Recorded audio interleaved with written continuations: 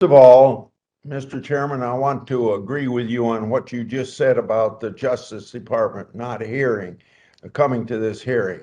It's too often that we get that as an answer, not only for our drug caucus meeting, but also sometimes for the judiciary hearing. Today's hearing offers us a very good opportunity to continue our focus on drug trafficking organizations and how to combat them. The revenue generated by cartels is very, very massive. The illicit drug market's valued in the hundreds of billions of dollars per year, and of course, with no sign of slowing down. Once cartels get their hands on dirty money, it's very quickly moved and laundered so criminals can profit from their crimes, and they do profit. The dirty money cartels count on is part of a larger international financial network.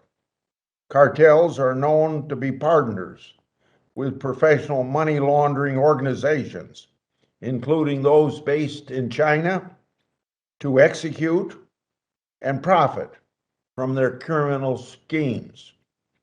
Drug trafficking organizations also launder money through American financial system in new ways.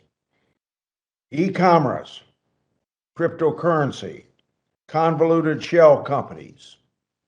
Following and targeting the money is an important piece of the fight against cartels and the scourge of drug trafficking.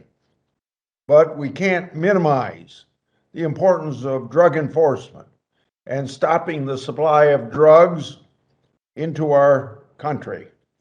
After all, money laundering doesn't exist without drug trafficking. Our drug crisis has been fueled by a steady flow of deadly drugs, including fentanyl, coming across our borders. Just this weekend, a record 5,000 pounds of meth was seized in Southern California, and the results are then that tens of thousands of overdose deaths in America each year happen. Precursor chemicals for lethal drugs like fentanyl and methamphetamine are produced in China, shipped to Mexico, where these cartels in Mexico make the fentanyl. The deadly drugs are then taken across the southwest border, where they're distributed throughout our great country.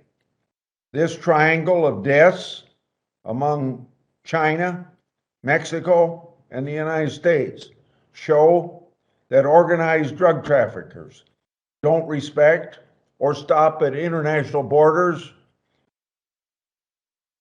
because if they did, they wouldn't be successful.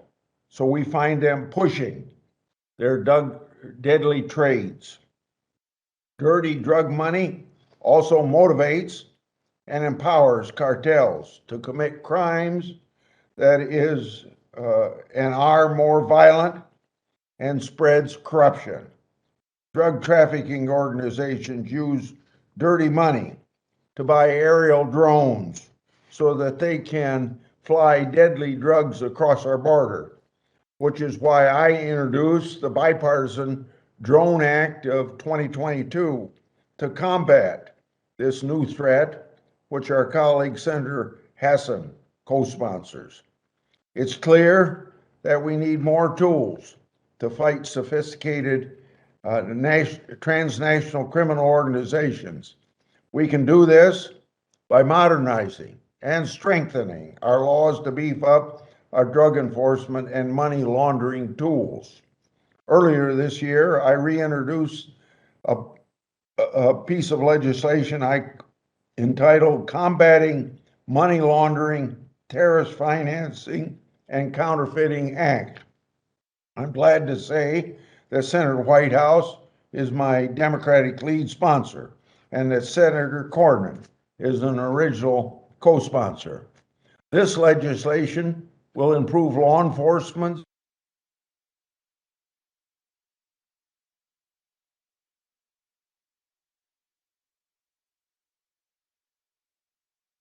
here today are witnesses from two agencies, the State Department and the Treasury Department. I'm thankful to Senator Whitehouse for arranging these witnesses to be here. I also appreciate Senator Whitehouse and I coordinated to have a DOJ witness here, but they refused. I'm disappointed that the Department of Justice, the key federal agency charged with investigating and prosecuting drug money laundering crimes, refused to send a witness to this important hearing.